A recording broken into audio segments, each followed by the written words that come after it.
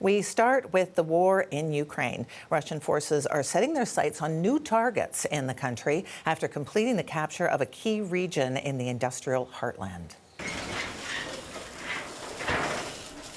These are the smoldering ruins of a market in Lysychansk in Donetsk province. At least 6 people died there yesterday. It's thought the city is now the next major focus for pro-Moscow separatists. They're now in control of half of the Donbass region. Ukraine's president says he pulled his troops from the last remaining stronghold in order to save lives. We care about the lives of our soldiers. We can rebuild the walls. We will win back the territory, but people must be taken care of, above all. For more, let's turn to reporter Sergio Olmos. He joins us from Ukraine's capital. Sergio, tell us more about how pro-Russia separatists completed this capture of Luhansk province. Right, well, we should call them what they are. They are the Russian armed forces. They have been trying to take control of this region since they left the Kyiv region.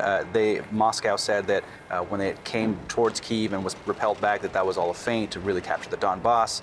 Since then, Putin has said that Donbass is one of their objectives, to take control of the entire region.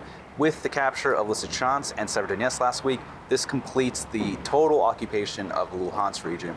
That's half of the Donbass. Donetsk Oblast is the other half of it. And if you count for what is already under Russian occupation by those separatist groups, about 3/4 of the Donbass is currently being occupied.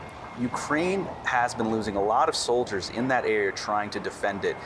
This is not necessarily the biggest city or the most strategically important, but they chose Lysychansk and Severodonetsk in a way to slow down the Russian armed forces. This is what Western analysts have been concluding. And they have lost the fight. They have been outgunned. Artillery ratio 10-1 by some analysts. So every shell they can shoot out, 10 come back in.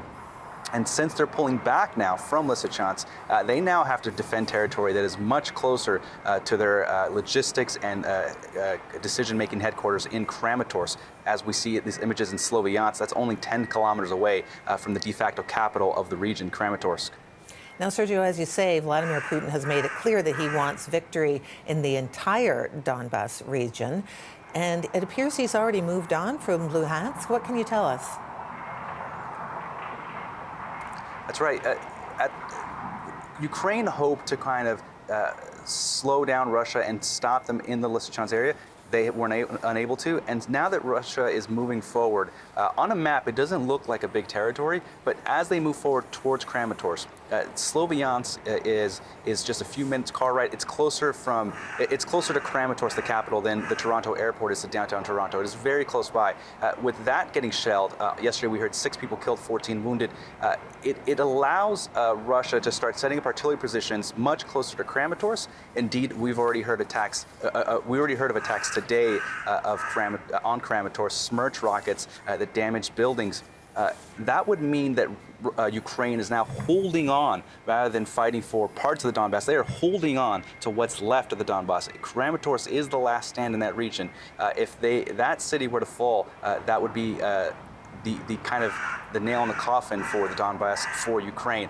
So at the moment, Ukraine has been, on the one hand, trying to tell Western allies that they need these medium-range rockets.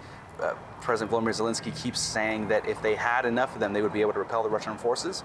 On the other hand, Russia is losing a lot of soldiers to gain this minimal territory. All right. Thank you so much, Sergio. That's reporter Sergio Olmos in Kyiv.